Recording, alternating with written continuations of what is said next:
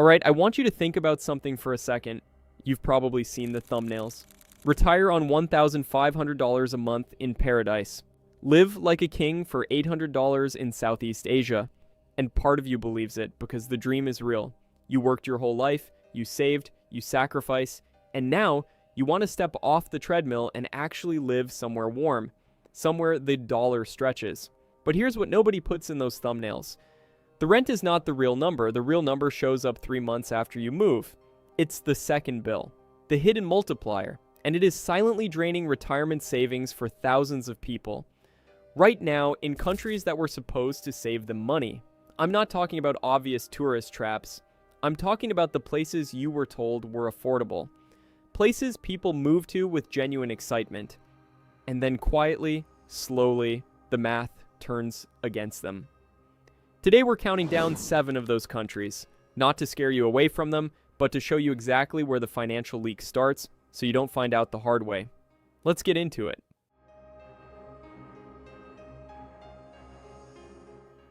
Number 7, Thailand. Let's start with the one that probably surprises people the least, but still catches them off guard in ways they didn't expect. Thailand.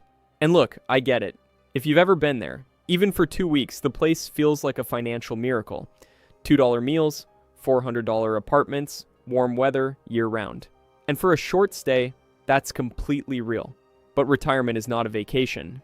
That's the sentence I want you to sit with. When you're on vacation, you're a guest. You don't need legal permanence, you don't need to anchor your financial future to a country's visa rules, but retirement means you need to stay. And that's where Thailand's math starts to quietly shift. If you want to retire in Thailand long-term, you're required to park roughly 800,000 Thai baht, around $22,000, in a Thai bank account.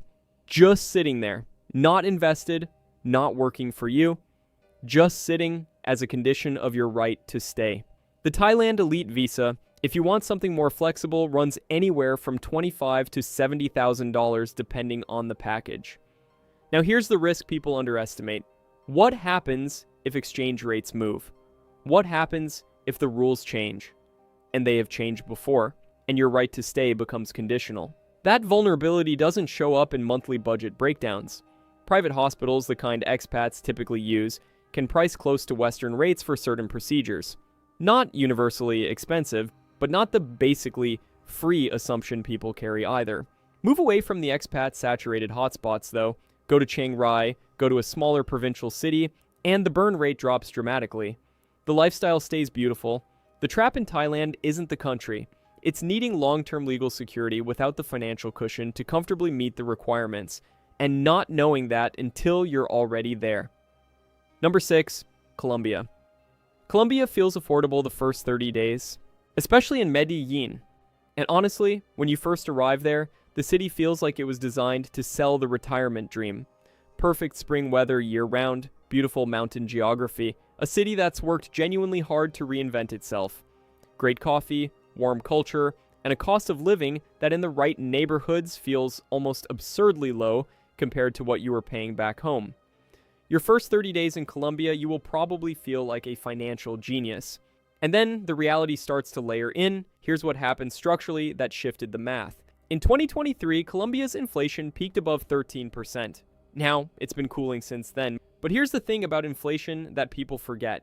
When it peaks and then cools, the prices don't come back down. They cool from a higher baseline. The price reset already happened, and you're now working from those higher numbers going forward.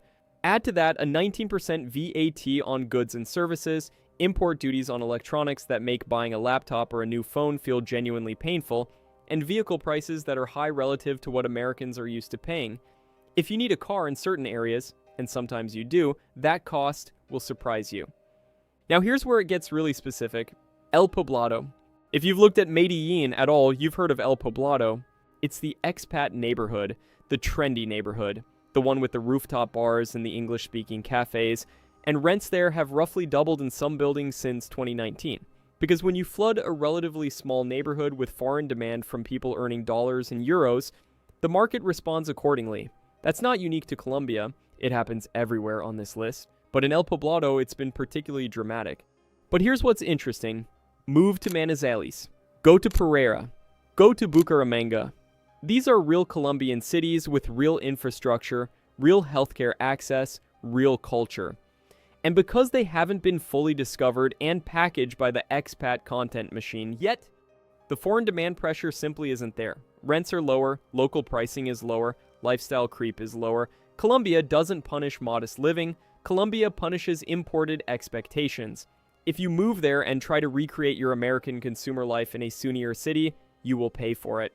But if you lean into local living, local markets, local rhythms, the affordability is genuinely real. That's the version of Colombia that works. Number 5, Portugal. Let me take you back about 10 years, because 10 years ago, Portugal was genuinely one of the best kept secrets in European retirement. It had everything: safety, a Western European quality of life, beautiful coastlines, incredible food, a mild climate, English widely spoken, and the prices were honest, rent was affordable, restaurants were affordable, life was affordable. And then the world noticed. Two things happened structurally that changed Portugal's financial landscape in ways that were permanent. The first was the Golden Visa program. Portugal was offering residency in exchange for property investment, and international buyers, particularly from China, Brazil, and the Middle East, came in with capital that had nothing to do with local wages. Lisbon real estate became a global asset class, and when that happens, local affordability goes out the window. The second thing was the NHR, the non-habitual resident tax regime. For years, this was a massive draw for foreign retirees because it offered a favorable flat tax rate on foreign income. It was a legitimate financial advantage that made Portugal uniquely attractive from a tax perspective. And then in 2024, that regime largely closed to new applicants. So the tax advantage that was baked into so many retirement calculations for people planning to move to Portugal, it's gone for people starting fresh now. And then there are the things that don't make it into the brochures. Portugal's electricity costs rank among the highest in Europe. The older housing stock, charming as it is, often lacks proper insulation. So you're living in a beautiful old building with stone walls and wooden shutters, and then your first winter utility bill arrives and you are genuinely shocked because you were expecting Mediterranean warmth and instead you got a drafty apartment that's expensive to heat. In Lisbon and the Algarve, where expat demand has been highest, housing costs have genuinely detached from what local Portuguese wages would support. It's the same phenomenon as El Poblado in Medellin. When you flood a place with foreign money, the market responds. But here's what hasn't changed. Inland Portugal, Coimbra, which is a beautiful university city, Castelo Branco, the towns of the Alentejo region, these places still have rational pricing, still safe, still functional healthcare, still genuinely Portuguese in the way that made Portugal appealing in the first place. They just don't have the ocean view that makes for a good Instagram post. Portugal didn't become expensive, Lisbon became global. Those are two very different things, and understanding the difference might save your retirement budget. Number 4, Costa Rica. Costa Rica has a brand that's genuinely earned. It's politically stable in a region where that's not guaranteed. It's environmentally extraordinary. The biodiversity, the national parks, the commitment to renewable energy. It's safer than most of its neighbors. The healthcare system has a genuine reputation for quality, and for decades it attracted retirees who wanted natural beauty without the chaos. But Costa Rica has a structural economic feature that quietly makes it expensive in ways that sneak up on you. It imports heavily. And when a small country imports heavily, everything that gets imported carries a cost. Groceries that involve imported goods are pricier than you'd expect for a tropical country. Appliances cost more. Electronics cost more. And vehicles, this is the one that really stings, vehicle import duties in Costa Rica can exceed 50%. 50%. So if you're thinking you're going to ship your car over or buy a reasonable vehicle once you arrive, the math on that is brutal. Now, layer on what happened to the beach towns. Tamarindo, Nosara, Santa Teresa. These are places that became internationally famous, and international fame does to real estate what it always does. Tamarindo and Nosara now have neighborhoods that price comparably to niche California beach communities. That's not an exaggeration. You are paying California beach money for Costa Rica beach living. But the Central Valley tells a completely different story. Towns like Grisha, which by the way has repeatedly been named one of the best places to retire in the world, or San Ramon, or areas outside of Escazú that aren't in the immediate expat bubble.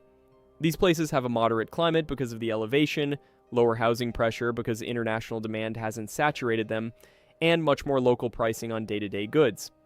Costa Rica works, but it works when you're honest about the import dependency issue and you structure your life to avoid the places where that import cost gets amplified by speculative real estate demand.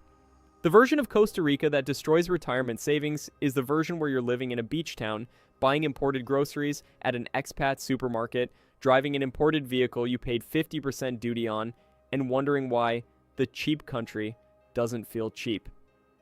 Number 3, Mexico. Mexico is a massive, genuinely diverse country, and the mistake people make is treating it like it's one place with one price level. It's not. It's enormous. It's incredibly varied. And the version of Mexico that's destroying retirement savings is very specific. It's the hotspot version. Roma Norte and Condesa in Mexico City saw rent increases of over 60% in roughly 3 years. Think about that. If you locked in a lease in 2019 based on what you'd researched, and then that lease ended and you had to renew or move, you were looking at a completely different financial reality. That happened to real people. Tulum became a speculation bubble that priced itself right out of the affordable retirement conversation. What started as a bohemian beach town became an international real estate investment target, and the prices reflected that. Tulum is now, in certain areas, pricing at levels that have nothing to do with Mexican cost of living and everything to do with global speculative appetite. Puerto Vallarta, Playa del Carmen, Airbnb distortion is real in both of those places. When a significant portion of the housing stock in a neighborhood is being run as short-term vacation rentals, it compresses the supply available for long-term renters and pushes prices up. That's not unique to Mexico. I'd read it's a global phenomenon, but in Mexico's popular beach destinations, it's been particularly pronounced. And then there's the legal complexity that doesn't get enough airtime. Mexico has what are called restricted zones near coastlines and borders, and foreigners cannot directly own property in those zones. The workaround is a fideicomiso, a bank trust, that allows you to hold property through a Mexican bank as trustee. It works.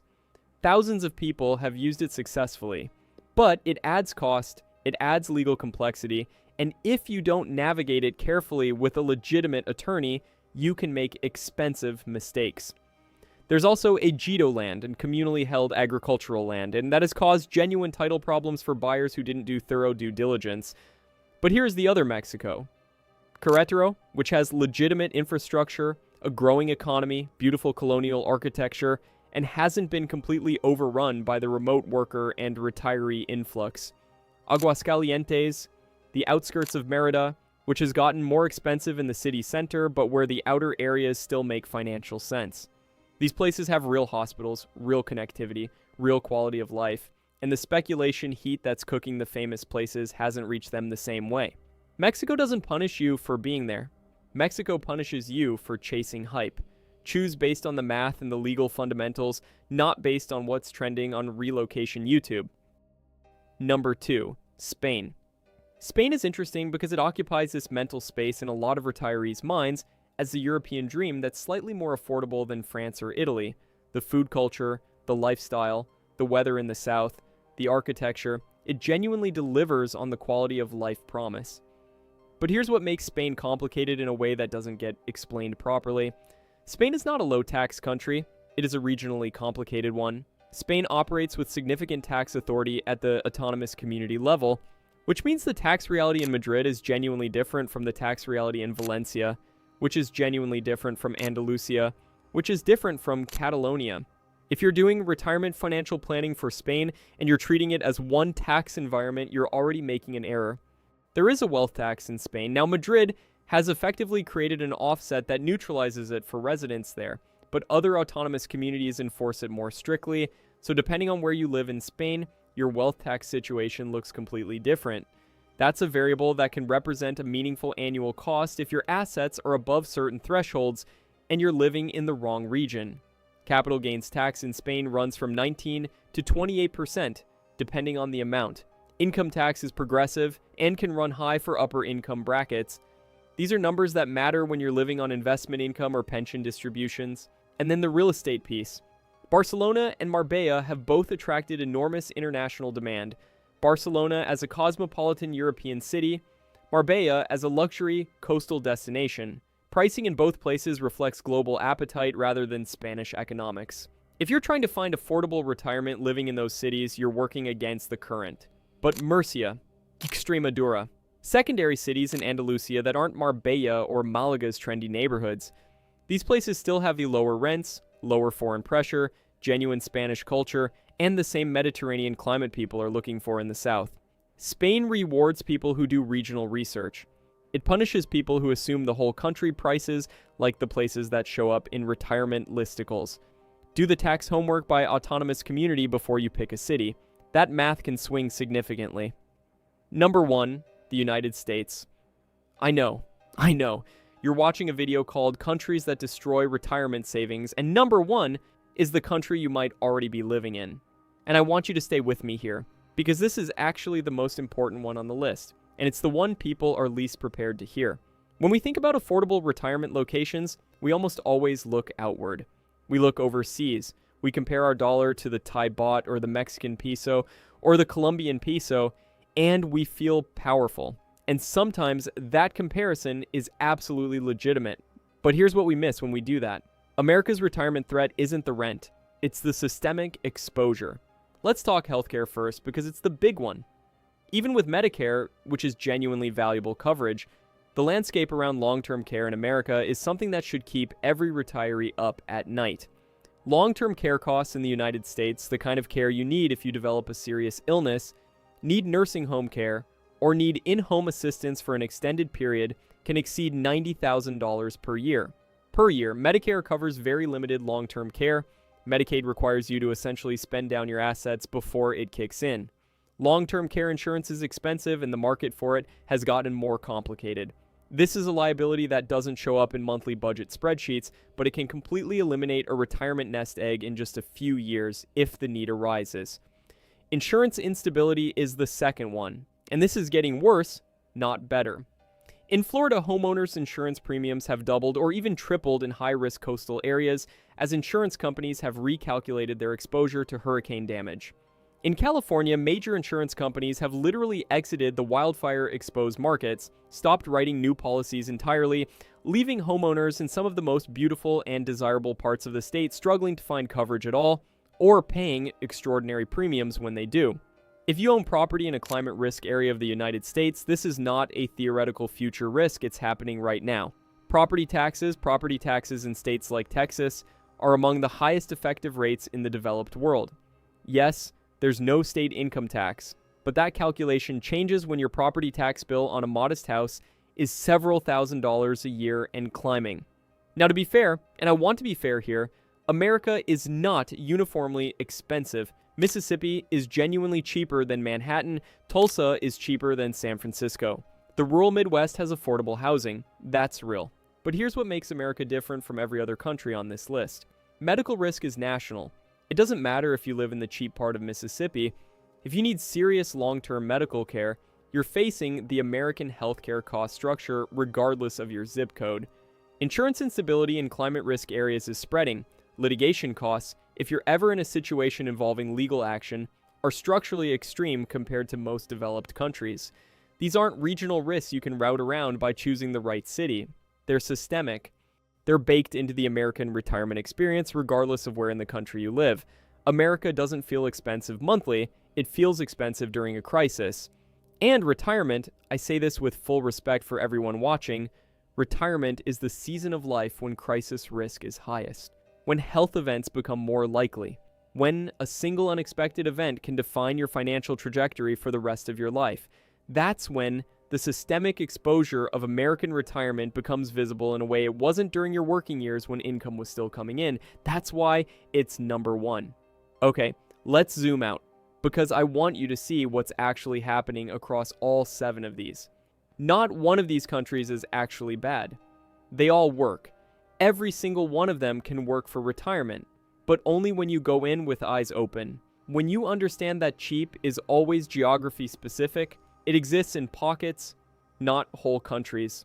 When you understand the legal framework before you commit your money, when you model healthcare risk honestly, when you factor taxation correctly by region, not country-level averages, and when you're honest about whether you're planning to live locally or recreate your old life in a warmer climate, because those are two completely different financial plans, and only one of them works.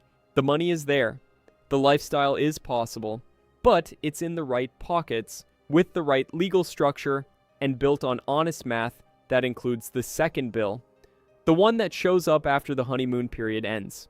Now, if you're thinking, okay, so where does the math actually work cleanly? I've already answered that. I put together a full breakdown of the genuinely cheapest countries to retire in, where affordability is structurally supported at a national level, not just hidden in one lucky neighborhood. That video is sitting right on your screen right now. Go watch it, because that's where the conversation gets exciting.